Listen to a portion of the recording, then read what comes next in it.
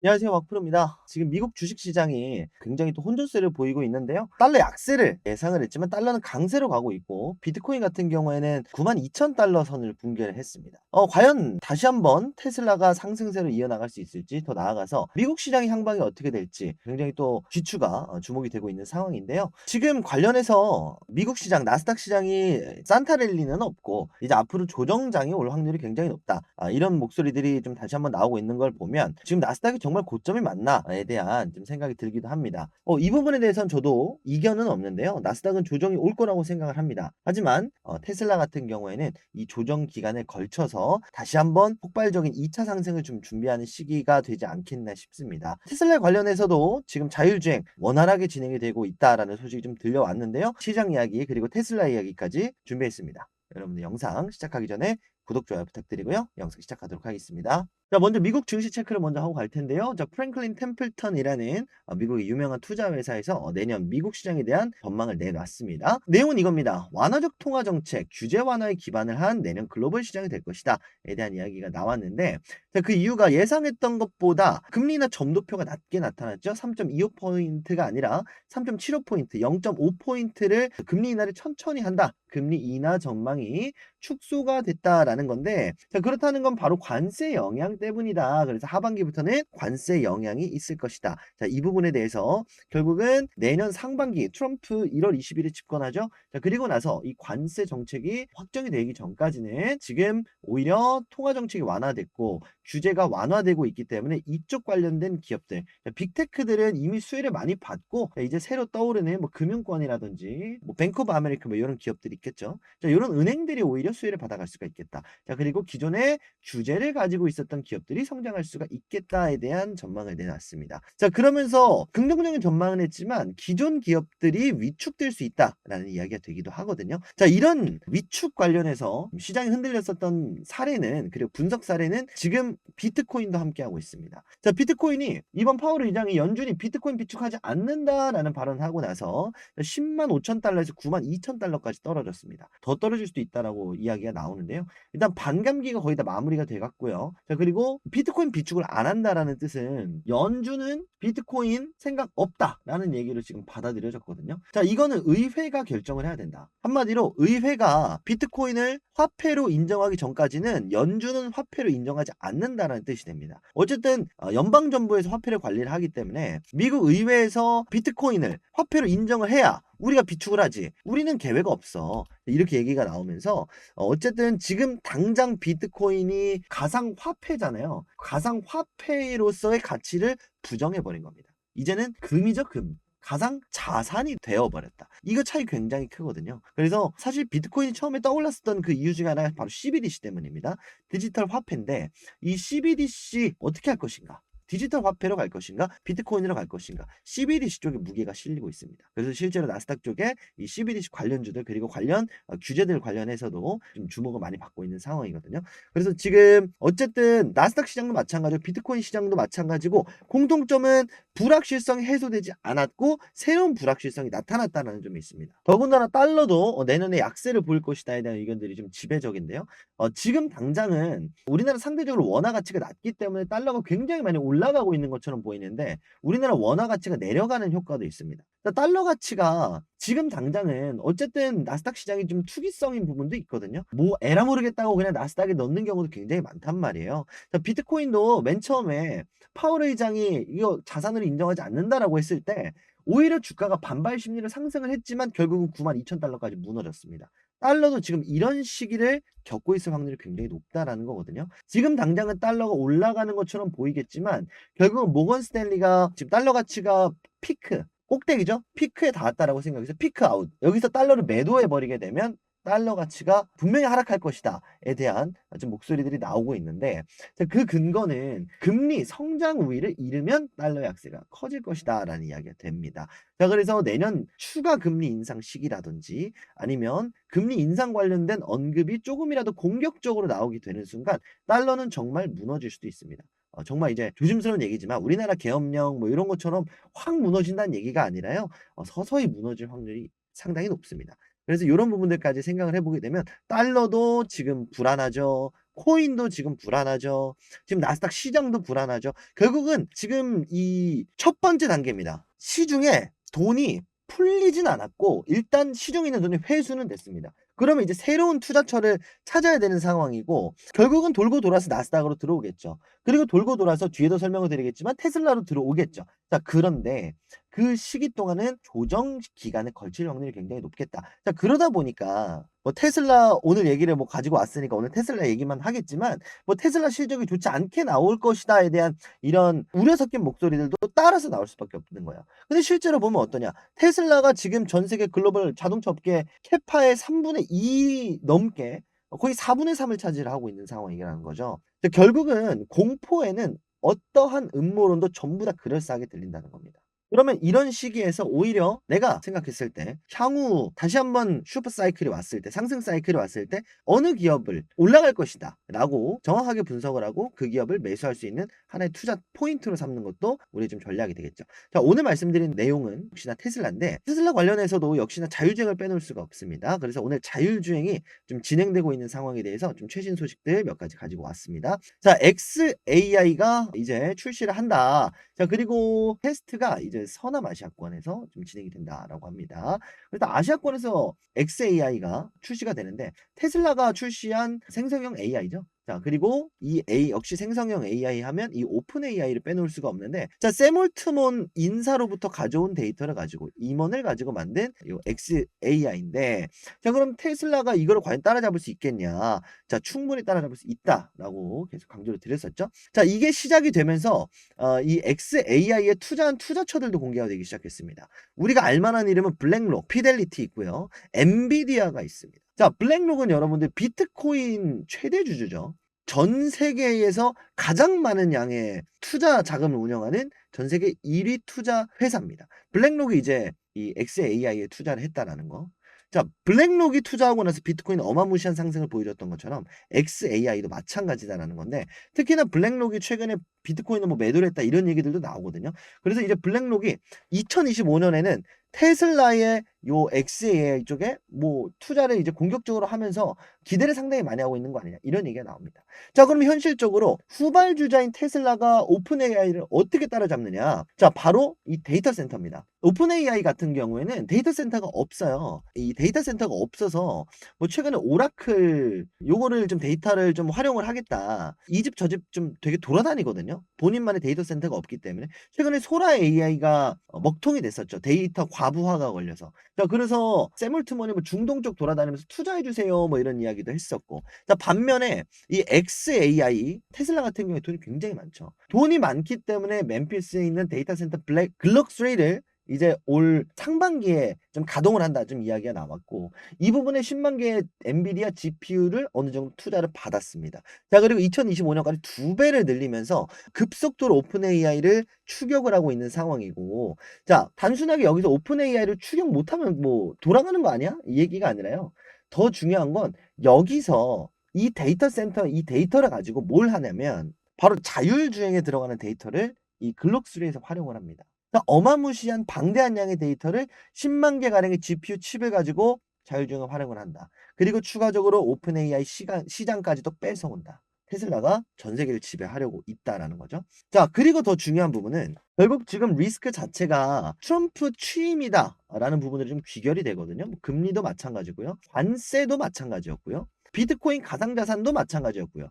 전부 다 어떻게 본다면 트럼프 리스크 때문에 지금 시장 전체가 조정을 받고 있다라고 보는 게 맞겠죠. 결국은 신정부가 들어올 때 항상 나오는 게 이 조정이니까.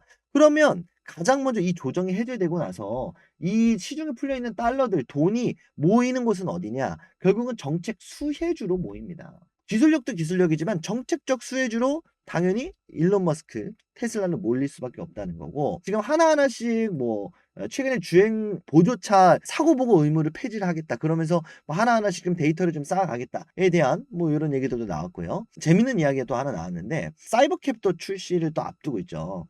자, 근데 사이버캡이 이 운전대가 없거든요. 근데 이거를 운전을 그럼 누가 하고 어떻게 하느냐 이 부분에 대한 소스가 또 나왔습니다. 게임 컨트롤러로 조종을 한다라고 하는데 자, 요거는 중국 바이두입니다. 청두에 있는 자율주행 택시에 이 바이두라는 회사에서 원격 조종을 하는 그런 모습인데 자, 여기 보이는 것처럼 이렇게 컨트롤러로 컨트롤러로 이렇게 자율주행 원격 조종을 하고 있죠. 자, 요거를 테슬라에서도 그대로 가져왔고 테슬라 쪽에서도 이런 준비 단계가 이 원격 조종 단계가 착착착 진행이 되고 있다라는 소식이 좀 들려왔습니다. 결국은 이런 모든 내용들이 가능한 부분은 테슬라의 일론 머스크가 이번 트럼프 당선인의 배팅에 성공을 했기 때문이고 이 도지죠. Department of Government Efficiency라고 해서 정부 효율부입니다. 그래서 돈을 굉장히 아껴주는 이 또 하나의 부서를 또 트럼프가 만들어줬고 여기에 지금 측근들이 줄줄이 기용이 되면서 인사 관리고 인사도 지금 트럼프가 하죠. 과학기술 나사 지금 우주항공 기술도 트럼프가 하죠. 트럼프가 다 해먹는 세상이 옵니다. 자, 그리고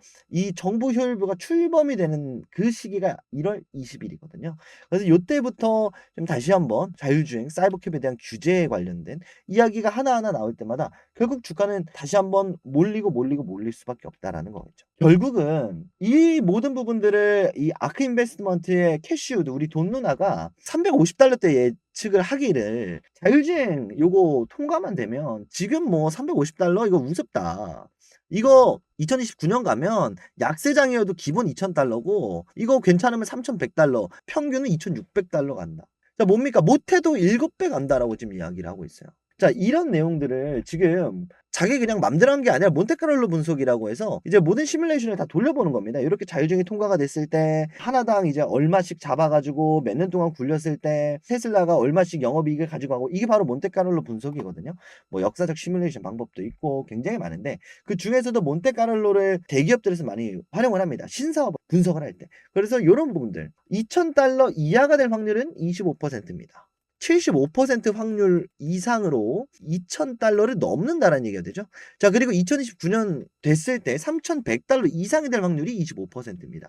충분히 베팅해 볼 만한 현재 시기다라는 거죠. 대신 전제는 자율주행이 통과가 됐어야 됐는데 결국은 사이버캡도 이제 2025년에 출시가 될 예정이죠. 그리고 2025년 캘리포니아랑 텍사스부터 이제 시범 운전에 먼저 들어갑니다. 그래서 이런 부분들이 트럼프와 일론 머스크가 결국엔 2025년부터 그리고 차기 5년 동안에 착착착 진행을 해 나가게 된다면은 결국은 이제 사실 시간 문제다. 이탈했었던 돈이 조정은 올 수 있겠지만 그 돈이 다시 한번 테슬라로 모이는 건 시간 문제다라는 얘기가 되겠죠. 최근에 또 션 더피라고 하는 이제 교통부 장관이 임명이 됐었는데 요분은 또 자율주행 관련해서 사이버캡 관련해서 굉장히 놀랍다.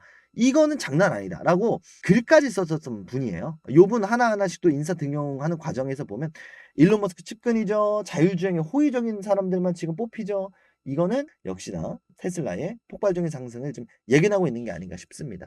역시나 이런 부분들 때문에 지금 애널리스트들도 지금 목표 주가를 계속해서 나스닥 시장이 좋지 않은 상황에서도 상향 조정을 했고 내년도에 과연 1등주가 누구냐라고 본다면 이게 작년 기준입니다. 이제 작년에 엔비디아가 올해긴 하죠. 183.2% 상승이 나왔고요.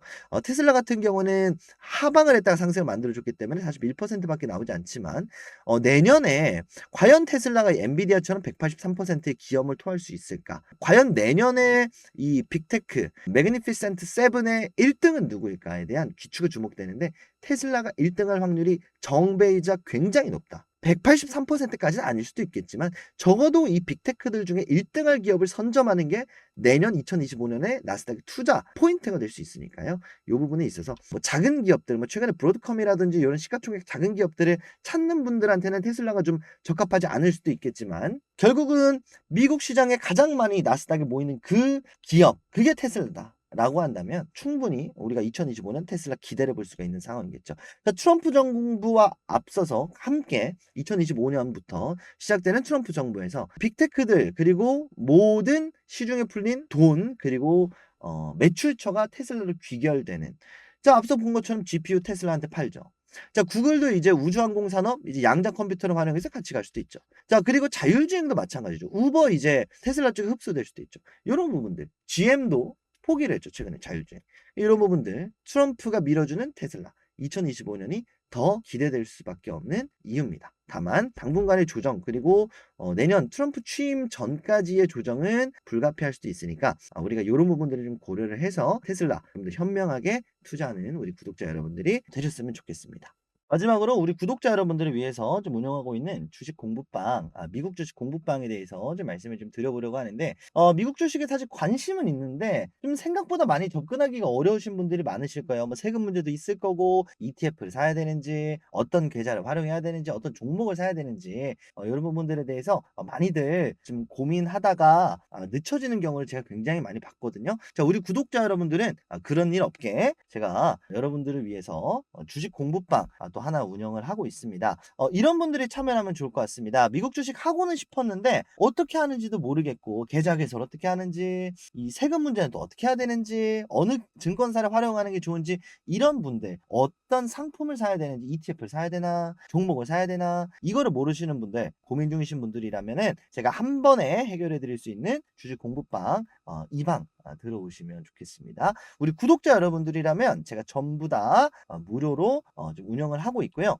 주식 공부방 입장 방법은 1668-5284번, 제가 수신 전용 번호로 이렇게 하나 개설을 해 놨습니다. 그래서 여러분들 개인정보 유출이라든지 이런 부분들 때문에 1668-5284번, 제가 수신만 가능한 번호이기 때문에 요거는 요 활용 용도 빼고는 다른 방법으로는 이용하지 않는다는 점 미리 좀 말씀을 드리고, 1668-5284번으로 공부방이라고 문자 발송해 주시면 되겠고요.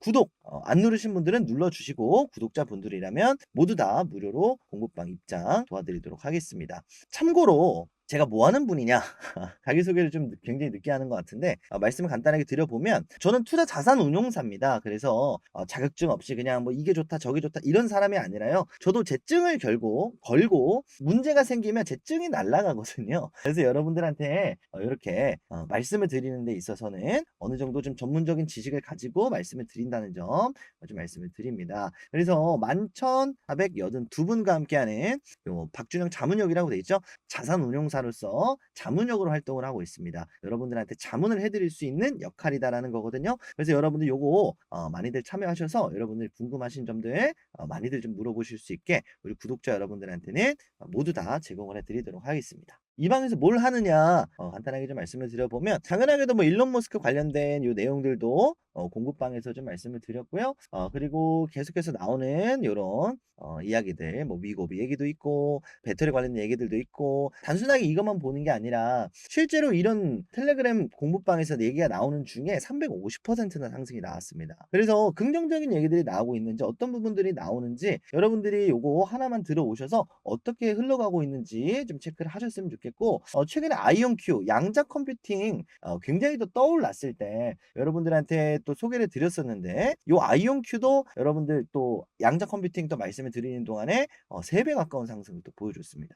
그래서 사실 미국 주식은 굉장히 정직합니다. 지금 나오고 있는 주제, 그리고 나오고 있는 논쟁거리, 호재, 이런 것들이 굉장히 또 정직하게 좀 반영이 되는, 또 주가에 반영이 되는 또 시장이 미국 주식이다 보니까 여러분 요거 참여 많이들 하셨으면 좋겠고요.